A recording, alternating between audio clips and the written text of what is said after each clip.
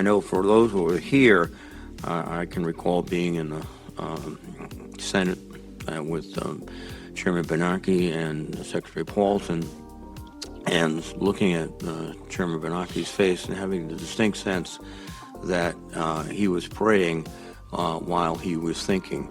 And I said, oops, I think we're in a problem here. And they made some profoundly significant decisions, and by and large, very adroitly. But it's more as much instinct as it was analysis. And we'd like to have more analysis than instinct.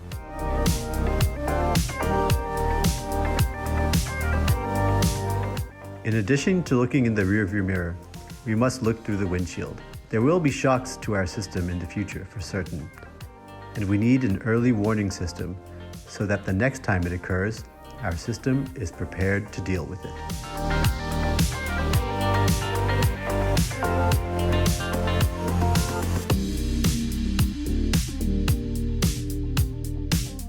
The course of regulators continuing to fly blind is a course that the U.S. taxpayer cannot afford.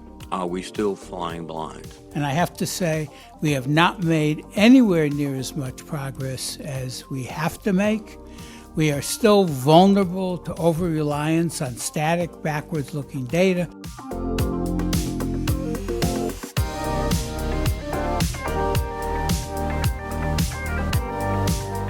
So jump ahead 15 years to the collapse of Silicon Valley Bank.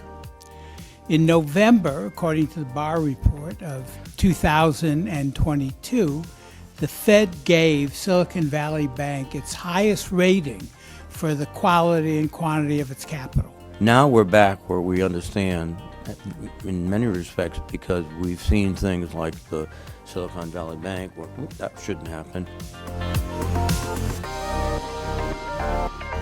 You know, in my view, regulators should have access to the same analytics used by the C-suite executives in a financial institution, so that the C-suite executives can figure out how best to position their institution, and the regulators should have the best insight into what the risk really is. The mandate for the regulatory compliance folks is to minimize regulatory risk. And that means making the regulators happy. And the regulators should be thinking about how to reduce regulatory requirements and reporting that are in fact a deadweight loss. They don't really contribute to significant improvement, and focus on, how to stay on top of forward-looking risk analytics and how to reduce on-site supervision to only those things that can only be done with on-site supervision.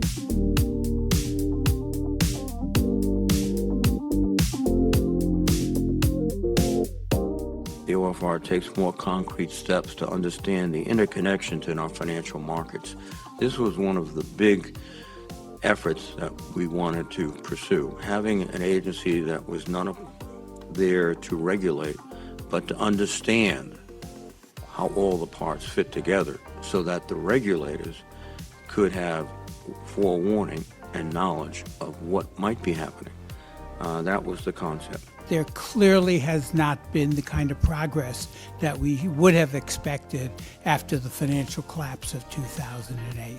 The expectation that the OFR, when given sufficient authority and independence in a whole host of areas, would be able to make the kind of critical contribution.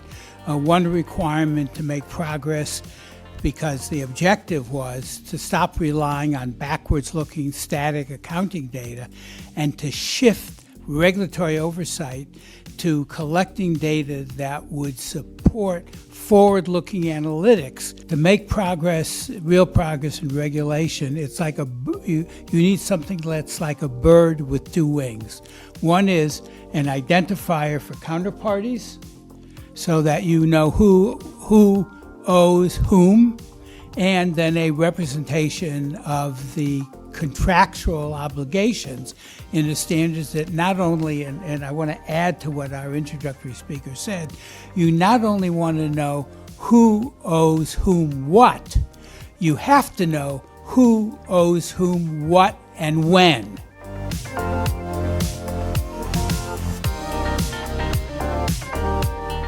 answering that question is what the Actus Foundation has done. We've created a financial instrument reference database, or financial instrument standard for financial contracts that in fact generates the cash flow obligations of individual financial contracts with a high level of precision, which defines not only who owes whom what, but when as well.